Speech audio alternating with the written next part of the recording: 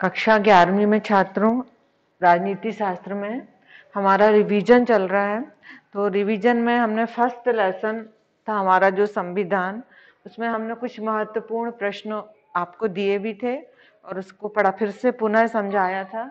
हमारा अब दूसरा जो लेसन है वो है भारतीय संविधान में अधिकार। आपने पढ़े हैं मौलिक अधिकार, कुछ नीति निर्देशक तत्व भी पढ़े हुए हैं। तो हम आपको पाठ्य पुस्तक के कुछ वस्तुनिष्ठ प्रश्न हैं वो, क्योंकि आपके पास यदि जिन छात्रों ने बुक नहीं ली है सीबीएसई वाली जो अभी चल रही है, तो वो किताब जरूर खरीद लें। हो सकता है किसी बच्चों ने अभी भी ना ली हो या स्कूल से जिनको नहीं मिली है, तो वो जो 2 बुक्स हैं वो जरूर, और उसी में से आपको क्वेश्चन आंसर आएंगे। तो हम चलते हैं आज अध्याय 2, भारतीय संविधान में अधिकार। तो इसमें कुछ प्रश्न हैं, आप देखेंगे कुछ वस्तुनिष्ठ प्रश्न हैं। वस्तुनिष्ठ प्रश्न को हल करते समय हमें प्रश्न बार बार पढ़ना है और जो उत्तर दिए हुए हैं वो भी हमें बार बार पढ़ने हैं। उसके बाद हमें सही छांटना है। तो अब ये हमारा जो प्रश्न है पहला, इसमें से आपको ये 4 कथन दिए गए हैं, आपको सही और गलत बतलाना है। तो आपने अधिकार के बारे में पढ़ा, तो जो पहला है अधिकार पत्र में जो हमको अधिकार दिए गए हैं, 6 मौलिक अधिकार और जो भी दिए गए हैं, तो किसी देश की जनता को हासिल अधिकारों का वर्णन रहता है। किसी देश की जनता को हासिल अधिकारों का वर्णन रहता है। अब दूसरा और पढ़ते हैं, तो ये कथन सही है कि गलत है ये बताना है। तो इसको पढ़ के ऐसा लग रहा है कि ये कथन सही है। अधिकार पत्र में किसी देश की जनता को जो भी अधिकार दिए हैं, हासिल मतलब जो उनको प्राप्त है, उनका वर्णन रहता है। तो ये कथन आपको सही लग रहा है, तो ये कथन सही होगा। फिर है अधिकार पत्र व्यक्ति की स्वतंत्रता की रक्षा करता है। जो अधिकार मिले हैं वो व्यक्ति की मतलब स्वतंत्रता, समानता, ये सब अधिकार हैं जिनकी रक्षा करता है। तो ये कथन भी आपको कैसा लग रहा है? सही लग रहा है। फिर तीसरा है विश्व के हर देश में अधिकार पत्र होता है। ऐसा नहीं है, कभी कभी किसी का संविधान अलिखित भी है, कहीं कहीं मौलिक अधिकार नहीं भी दिए हैं। तो ये ऐसा नहीं है कि विश्व के हर देश में अधिकार पत्र हो, ऐसा कुछ जरूरी नहीं है। तो ये कथन गलत हो सकता है। संविधान अधिकारों के उल्लंघन की सुरक्षा की गारंटी देता है। जो अधिकार हमें मिले हैं, यदि वो उल्लंघन होते हैं तो इस अधिकार को हम साक्ष्य करके अपनी सुरक्षा हम प्राप्त कर सकते हैं। तो ये कथन भी हमें क्या लग रहा है? सही लग रहा है। तो इस प्रकार हम देखते हैं कि सही और गलत आपको पढ़ना है। आपकी मातृभाषा है हिंदी, आप इसको पढ़कर अर्थ निकालकर सही और गलत का चुनाव कर सकते हैं। दूसरा प्रश्न है निम्नलिखित में से कौन मौलिक अधिकारों का सबसे सटीक वर्णन है?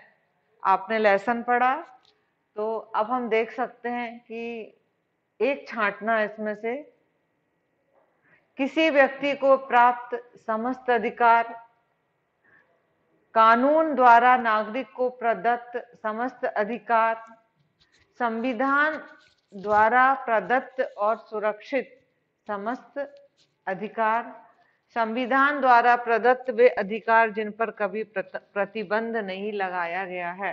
तो इसमें से जो गा नंबर है, संविधान द्वारा प्रदत्त और सुरक्षित समस्त अधिकार, ये हमारे मौलिक अधिकार के अंतर्गत आते हैं, क्योंकि संविधान में भी मौलिक अधिकारों को स्थान दिया गया है।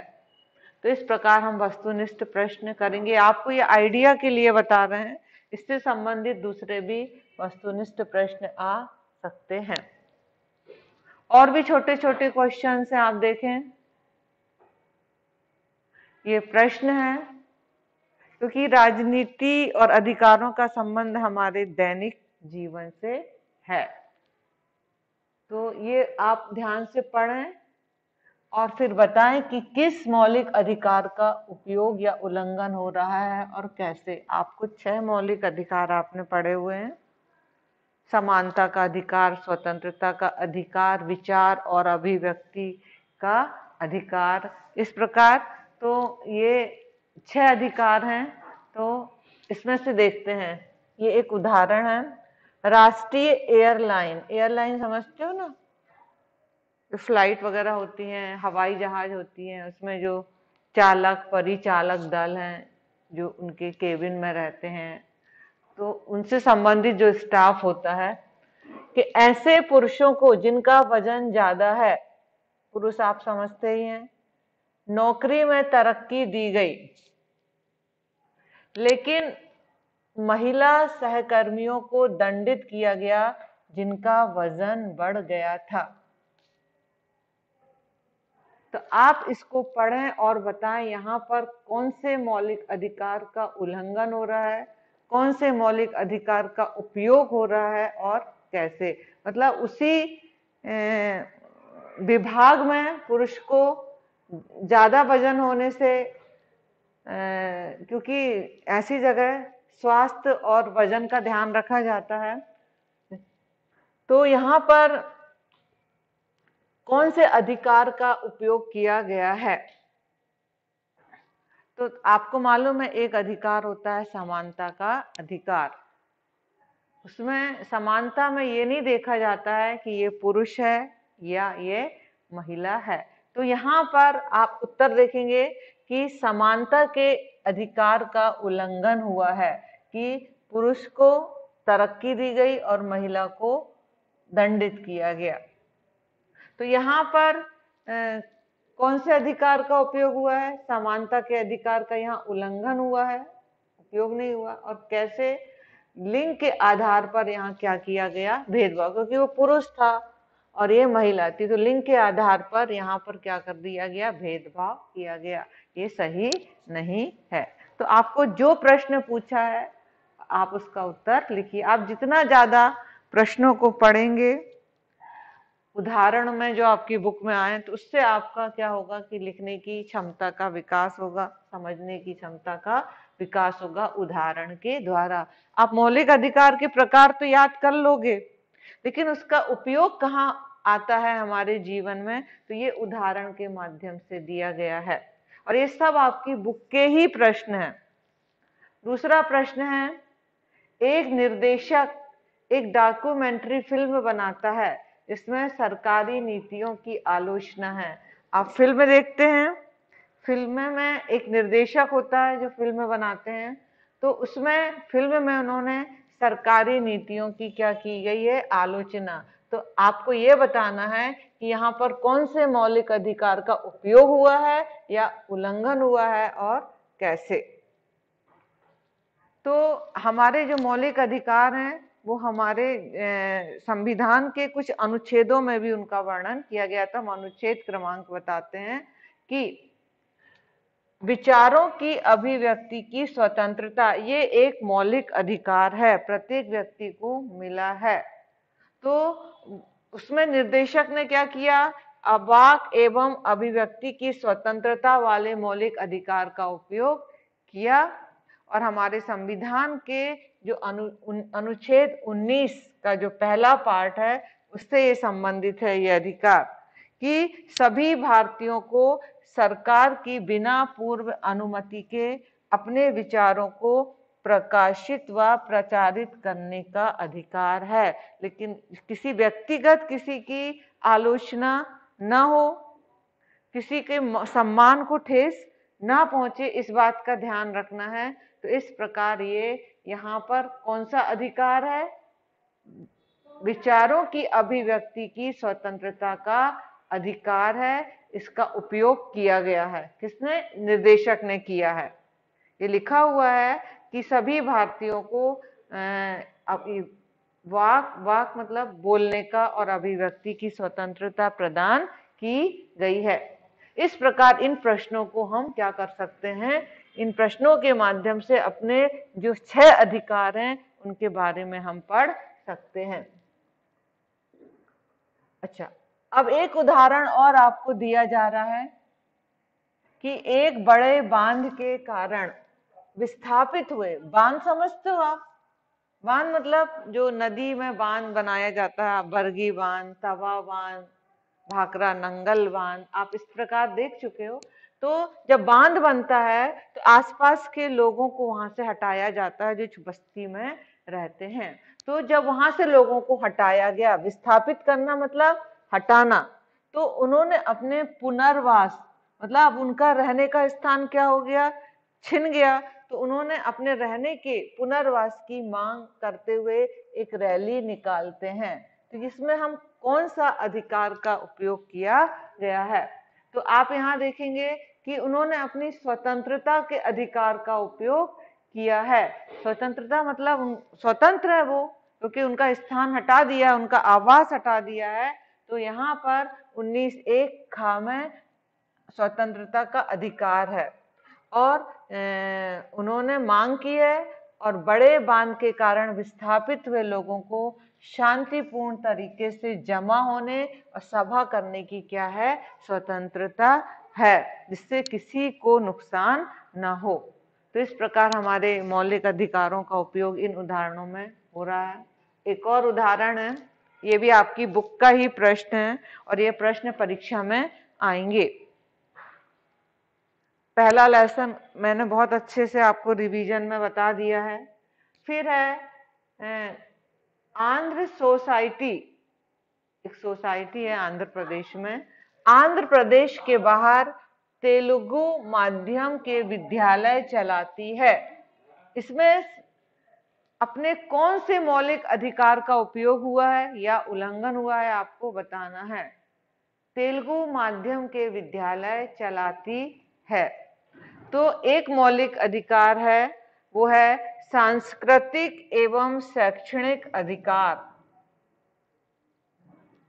ये भी हमारे संविधान के अनुच्छेद 30 का जो पहला भाग है उसमें एक मौलिक अधिकार का वर्णन किया गया है, सांस्कृतिक एवं शैक्षणिक अधिकार।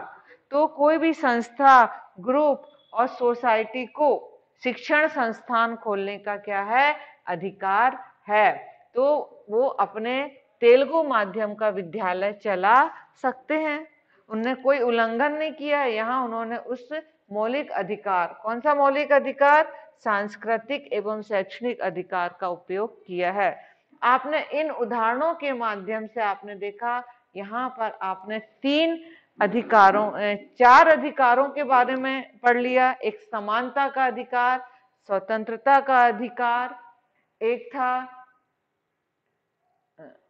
अपने विचार की अभिव्यक्ति की स्वतंत्रता का अधिकार, और एक अधिकार है सांस्कृतिक एवं शैक्षणिक अधिकार। तो इस प्रकार हमारे हर अधिकारों का दैनिक जीवन में कहीं ना कहीं उपयोग होता है और लोग उसका पालन करने के लिए, उसको मतलब मांग करने के लिए वो आगे बढ़ते हैं।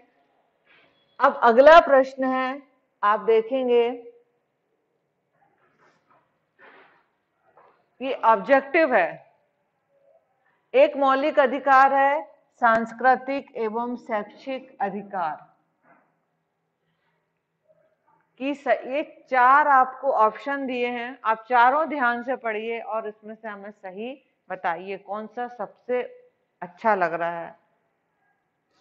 शैक्षिक संस्था खोलने वाले अल्पसंख्यक वर्ग के ही बच्चे संस्थान में पढ़ाई कर सकते हैं। ये अभी गलत, आपको सही गलत तो नहीं बताना है, पर सबसे सही जो लग रहा है उसको बताना है। तो ये अभी और पढ़ते हैं। सरकारी विद्यालयों को यह सुनिश्चित करना चाहिए कि अल्पसंख्यक वर्ग के बच्चों को उनकी संस्कृति और धर्म विश्वासों से परिचित कराया जाए। ये तो सही नहीं लग रहा। भाषाई और धार्मिक अल्पसंख्यक अपने बच्चों के लिए विद्यालय खोल सकते हैं और उनके लिए विद्यालयों को आरक्षित कर सकते हैं। अब घ और पढ़ेंगे आप।